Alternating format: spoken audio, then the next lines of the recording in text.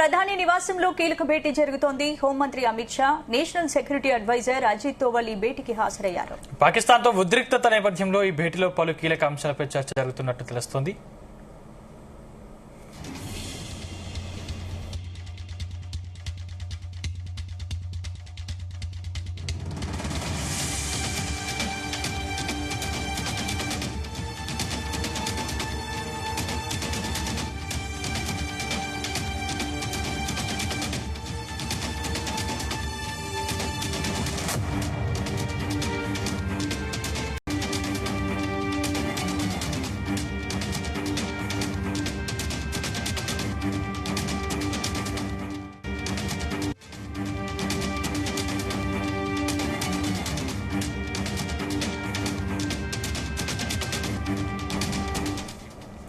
ప్రధాని నివాసంలో కీలక భేటీ జరుగుతోంది. హోంమంత్రి Amit Shah, national security adviser Ajit Doval ఈ భేటీకి హాజరయ్యారు. ఈ భేటీకి సంబంధించిన పూర్తి అప్డేట్స్ మా ప్రతినిధి శ్రీచరణ్ లైవ్ ద్వారా అందిస్తారు. శ్రీచరణ్, భేటీ ముఖ్య ఉద్దేశం ఏంటి? భేటీలో ఏ అంశాలపై చర్చిస్తున్నారు?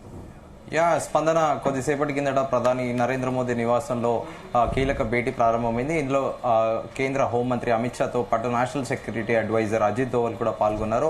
ఆపరేషన్ సింధూర్ తర్వాత ఈ భేటీకి మరోసారి కూడా ప్రాధాన్యత సంచరించుకుంది. సో 10th తర్వాత సీజ్ ఫైర్ తర్వాత కూడా పలుమార్లు రక్షణ శాఖ మంత్రి, అలాగే త్రివిధ దళాధిపతులు, అలాగే సిడిఎస్ తో పాటు ప్రధాని నరేంద్ర మోదీ కూడా సమీక్ష సమావేశాలు నిర్వహించారు. దీంతో పాటు రక్షణ మంత్రి రాజ్నాథ్ సింగ్ కూడా ప్రత్యేకంగా సమావేశాలు నిర్వహించారు.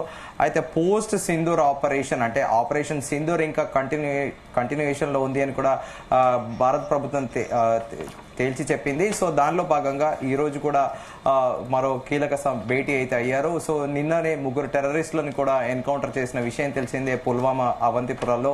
సో ఈ నేపథ్యంలో ఈ రోజు భేటీకి కూడా ప్రాధాన్యత సంచరించుకుంది. అంతకు ముందు కూడా ఈ రోజు కొద్దిసేపటి కిందట భూజ్ ఎయిర్ బేస్ కి కూడా రక్షణ శాఖ మంత్రి రాజ్నాథ్ సింగ్ కూడా వెళ్లిన విషయం తెలిసిందే. అక్కడి నుంచి కూడా రాజ్నాథ్ సింగ్ కీలక వ్యాఖ్యలు కూడా చేసిన విషయం తెలిసిందే. భుజ్ ఎయిర్ బేస్ ని సందర్శించిన రాజ్నాథ్ సింగ్ అక్కడ సైన్యాన్ని ఉద్దేశించి ప్రసంగించారు. భారత్ బ్రహ్మోస్ క్షిపణి శక్తి ఇప్పుడు పాకిస్తాన్ కూడా అంగీకరించిందని, భారత్ లో తయారు చేసిన బ్రహ్మోస్ క్షిపణి పాకిస్తాన్ కు పట్ట పగలు చుక్కలు చూపించిన సామెత గుర్తుకు తెచ్చిందని కూడా రాజ్నాథ్ సింగ్ అన్నారు. దీంతో పాటు ఐఎంఎఫ్ ఫండ్స్ పైన కూడా ఆయన కీలక వ్యాఖ్యలు చేశారు. ఐఎంఎఫ్ నిధులు అధికంగా కేవలం ఉగ్రవాదుల కోసమే ఈ ఐఎంఎఫ్ ఫండ్స్ పాకిస్తాన్ తెచ్చుకుందంటూ కూడా ఆయన ఆరోపణ చేశారు. ఆపరేషన్ సింధూర్ సమయంలో భారత్ నాశనం చేసిన ఉగ్రవాద నెట్వర్క్ ను పాకిస్తాన్ పునర్నిర్మించడానికి ప్రయత్నం చేస్తుందంటూ కూడా రాజ్నాథ్ సింగ్ వ్యాఖ్యలు చేశారు.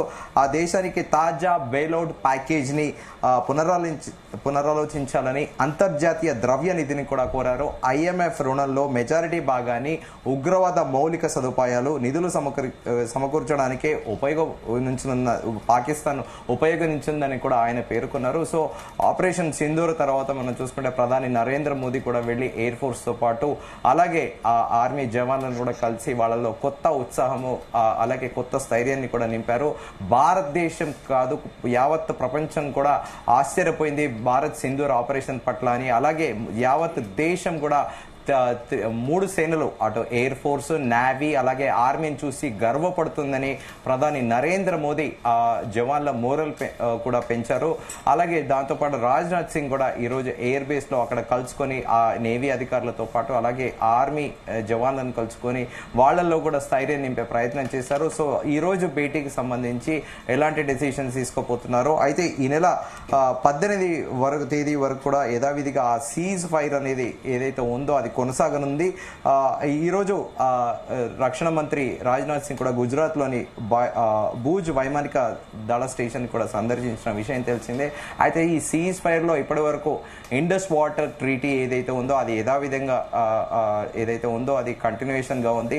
దానికి సంబంధించిన అలాగే సిమ్లా ఒప్పందాన్ని పాకిస్తాన్ రద్దు చేసుకున్న విషయం తెలిసిందే. 1971 లో బంగ్లాదేశ్ కి లిబరేషన్ ఇచ్చే ముందు కూడా ఈ సిమ్లా అగ్రిమెంట్ కూడా పాకిస్తాన్, ఇండియా మధ్యలో ఇందిరా గాంధీ అప్పుడు కూర్చోబెట్టి కూడా పాకిస్తాన్ ప్రెసిడెంట్ ఆర్మీ చీఫ్ ని కూర్చోబెట్టుకుని అగ్రిమెంట్ చేసుకున్న విషయం తెలిసిందే. అయితే ఆ అగ్రిమెంట్ యొక్క ముఖ్య ఉద్దేశం ఏంటంటే ఇండియా పాకిస్తాన్ కి ఏదైనా కాన్ఫ్లిక్ట్ వస్తే రెండు దేశాలు కూర్చొని చర్చించుకోవాలి, మూడో దేశాన్ని ప్రమేయం అంటే థర్డ్ పర్సన్ ప్రమేయం అనేది ఉండకూడదని ఆ సిమ్లా యొక్క అగ్రిమెంట్, సిమ్లా ట్రీటీ, దాన్ని కూడా పాకిస్తాన్ ఉల్లంఘించి విరమించుకున్న విషయం తెలిసిందే. దీంతో పాటు అలాగే పహల్గామ్ ఉగ్రదాడి తర్వాత దాదాపు 36 సార్లు పాటు కూడా పాకిస్తాన్ బార్డర్ లో కాల్పుల ఒప్పందం ఏదైతే ఉంటుందో దాన్ని కూడా ఆ రూల్స్ ని నిబంధనల్ని కూడా ఉల్లంఘించిన విషయం తెలిసిందే. సో అయితే ఇప్పుడు ప్రధాని నరేంద్ర మోదీ నివాసంలో కూడా భేటీ యొక్క సారాంశం ఏందనేది కూడా తెలియాల్సి ఉంది. అయితే ప్రధాని నరేంద్ర మోదీ కూడా నేషన్ అడ్రస్ చేస్తూ జాతిని ఉద్దేశించి కూడా చాలా కీలక వ్యాఖ్యలు చేశారు. నీళ్లు రక్తము ఒకేలాగా పారవు, ఒకే దగ్గర పారవు అని కూడా కీలక వ్యాఖ్యలు చేశారు. ఒకవేళ పాకిస్తాన్ తో చర్చ చేస్తే ఉగ్రవాదం గురించి లేకపోతే పాకిస్తాన్ ఆక్యుపైడ్ కాశ్మీర్ గురించే చర్చ చేస్తాం తప్ప మిగతా ఏ విషయాలు చర్చించమని చాలా కరాఖండిగా చెప్పారు.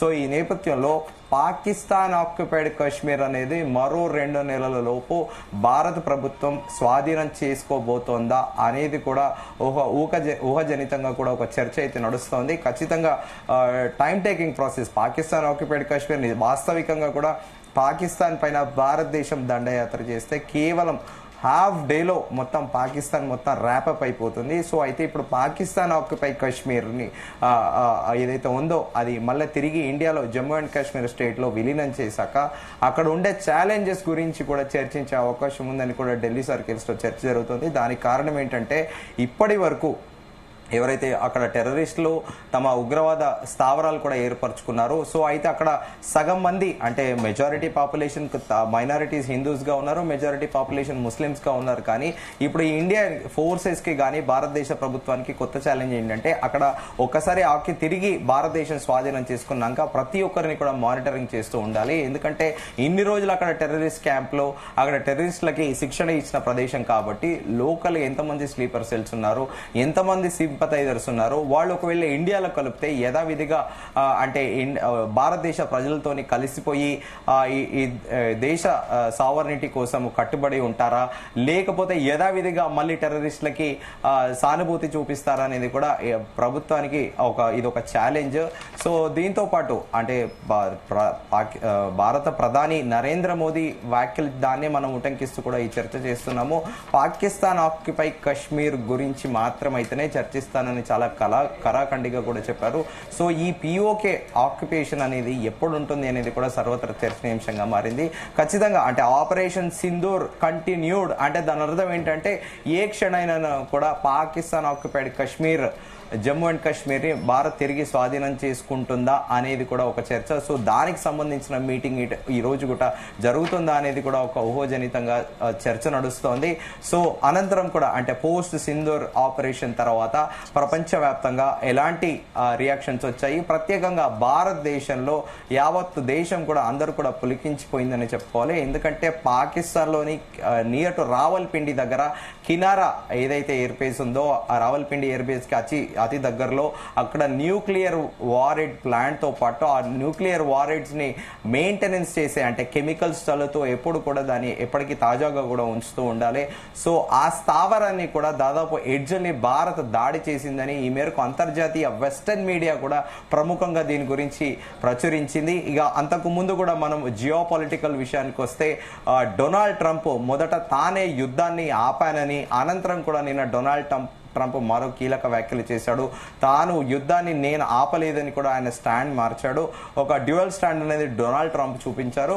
సో ఇప్పుడు అంతా చర్చ ఏంటంటే ఇప్పుడు ఆల్రెడీ తీవ్రవాదుల వేటలో అంటే తీవ్రవాదుల నెట్వర్క్, వాళ్ళకి ఇన్ఫ్రాస్ట్రక్చర్ తో పాటు వాళ్ళకి ఫినాన్షియల్ గా ఎవరు ఏడిస్తున్నారు, ఫినాన్షియల్ గా వాళ్ళకి సోర్సెస్ ఏంటి, దాన్ని కట్ చేసే పనిలో కూడా ఎన్ఐఏ ఉంది. ఇవన్నీ అయిపోయాక లాస్ట్ కి పిఓకే ఆక్యుపై చేసుకునే ఉద్దేశంలో కూడా భారత ప్రభుత్వం ఉంది. సో దీనిపైన నెక్స్ట్ ఫర్దర్ గా ఎలాంటి ప్రొసీడింగ్స్ చేయాలనే దాని మీద కూడా చర్చ ప్రస్తుతం జరుగుతుండొచ్చు అనేది కూడా ఒక స్పెక్యులేటివ్ గా నరేషన్ నడుస్తోంది. స్పందన. Right, thanks for the updates.